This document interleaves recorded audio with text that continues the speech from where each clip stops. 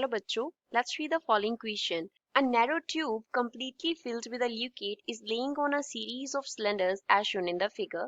तो फिगर में एक नैरो ट्यूब है जिसको किस पे रखा है, स्लाइड सीरीज ऑफ सिलेंडर्स पे रखा गया है. Assuming no sliding between any surfaces, tube and जो हमारे पास नीचे सिलेंडर्स हैं इनके बिटवीन कोई भी स्लाइडिंग नहीं हो रहा. The value of acceleration of cylinders for which liquid will not come out of the tube from anywhere is given by. अब ट्यूब के ये दोनों सर्फेसिस जो हैं, दोनों एजेस एंड जो हैं वो क्या है, ओपन टू एटमॉस्फेयर हैं. इन दोनों में से जो लिक्विड है वो बाहर नहीं आना चाहिए. हमें वो वैल्यू एक्सेलेरेशन ए का फाइंड आउट करना है.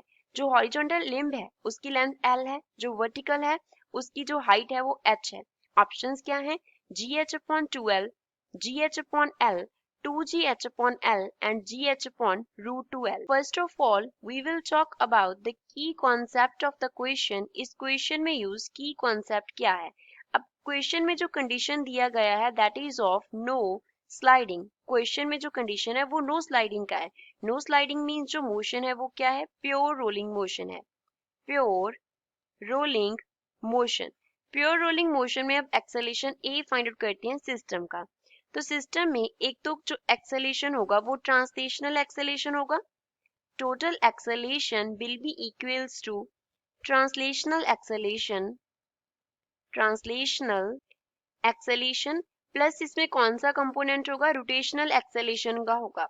रोलिंग मोशन में ट्रांसलेशनल एंड रोटेशनल दोनों मोशन होते हैं, तो एक्सेलेरेशन में translational acceleration and rotational acceleration दोनों होंगे. अब जो टोटल एक्सेलेरेशन आ गया सिस्टम का उसको ए नॉट से डिनोट करते हैं. ट्रांसलेशनल एक्सेलेरेशन जो फॉरवर्ड मूव कर रहा है ए के साथ, प्लस रोटेशनल एक्सेलेरेशन क्या होगा, अल्फा इंटू आर के इक्वल होगा रोटेशनल एक्सेलेरेशन की वजह से. अब जो अल्फा है वो एंगुलर एक्सेलेरेशन होता है, तो आर रेडियस होता है, तो अल्फा आर किसके इक्वल आ गया, ए के इक्वल आ गया. तो सिस्टम का जो एक्सेलेरेशन होगा वो A plus A, that means total system move करेगा 2a एक्सेलेरेशन के साथ इन द फॉरवर्ड डायरेक्शन. अब मान लो ये पॉइंट A है, इस पे क्या करेगा, एटमॉस्फेरिक प्रेशर एक्ट करेगा, दैट इज P एटमॉस्फेयर. ये पॉइंट क्या है, B पॉइंट है, और इसको हम कंसिडर कर लेते हैं C पॉइंट. C पॉइंट पे जो आउटसाइड से प्रेशर है वो भी एटमॉस्फेरिक प्रेशर के इक्वल है. अब जो B पॉइंट पे प्रेशर होगा वो किसके इक्वल होगा, जितना प्रेशर A पॉइंट पे है प्लस इस लिक्विड कॉलम की हाइट की वजह से, that is rho g into h. H height है लिक्विड कॉलम का, रो क्या है, डेंसिटी है लिक्विड की. तो पी सी पे जो प्रेशर है वो क्या है, एटमॉस्फेरिक प्रेशर के इक्वल है.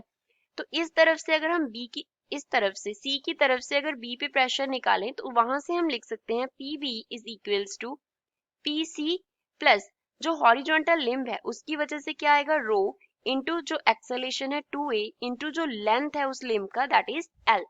तो अब दोनों क्वेश्चंस को इक्वेट कर देते हैं. इसको क्वेश्चन 1 मान लिया, इसको क्वेश्चन कंसिडर कर लिया 2.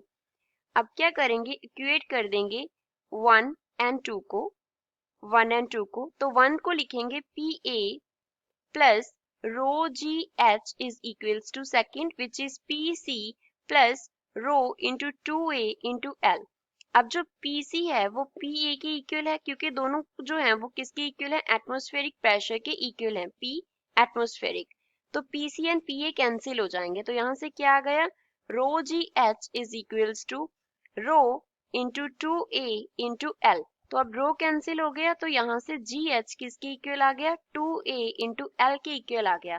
हमें A एक्सेलेरेशन का वैल्यू निकालना था, तो वो इक्वल आएगा GH डिवाइड बाई 2L हो जाएगा. तो यही एक्सेलेरेशन का फाइनल वैल्यू होगा. सो इस क्वेश्चन का फाइनल आंसर क्या हुआ, A, that is GH upon 2L. I hope you understood well. Thanks.